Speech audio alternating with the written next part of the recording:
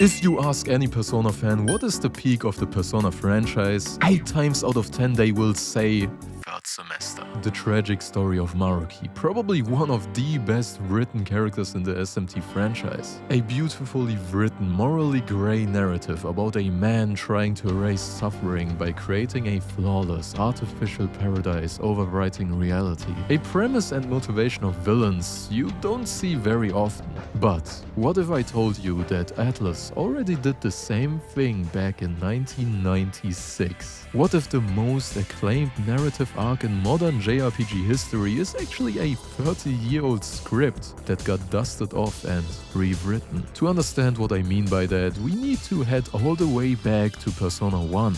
You are watching Nikyu. Maki Sonomura, the main character besides the protagonist in Persona 1 and also main villain and final boss. Just like Maruki, she creates another reality, another world. She herself is completely miserable in the real world, trapped in a hospital bed, chronically ill and wasting away while the world passes her by and she misses out everything in life. Her reality is defined by pain and misery. Through that depression, her subconsciousness warps reality, overwriting the world, and suddenly, a perfect Tokyo is born. Her mother is more attentive towards her, while in the real world she was working all the time. She hangs out with the cast, is an active team member, is joyful and cheerful, living the school life she was robbed of. While at the same time she does not even know she was the creator of this other world. Totally clueless, she tags along while they try to find out how to return to reality. Sounds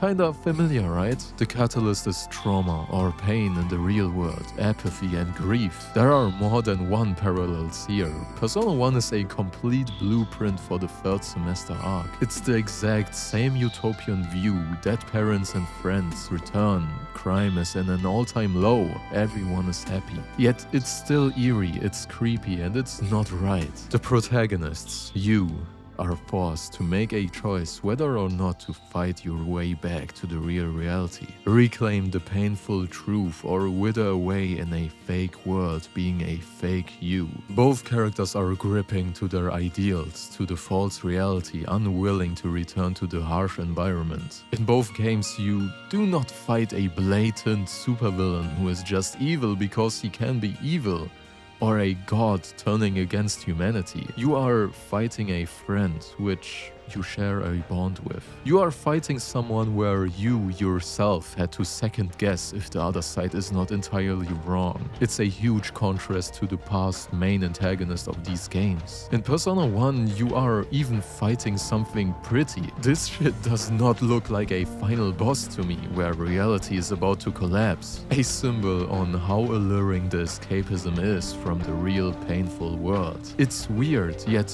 not novel. Still, Persona 5 had its original spin to it and improved this conflicting turmoil even more. Persona 5 lets you live in reality first. It lets you play within reality for over 100 hours, while in Persona 1 it does happen very early on. You witness pain, regret and grief from every character, just so that Maruki can flip the switch at the very end to an utopian reality. Everyone is happy, all the pain is gone, every character's struggle just got flattened out. He also gives you back Akechi. That's why the third semester is so impactful. It is so impactful that when given the question at hand, the question of, is a fake utopian world better than the painful reality? You second guess. A question where you actually need to think for yourself and make this decision. Persona 1 just throws this question at you. It paints the ideal world of Maki already as a trap. A trap driven by nihilism and apathy for the real world. Persona 5 forces you to pick the right choice or not.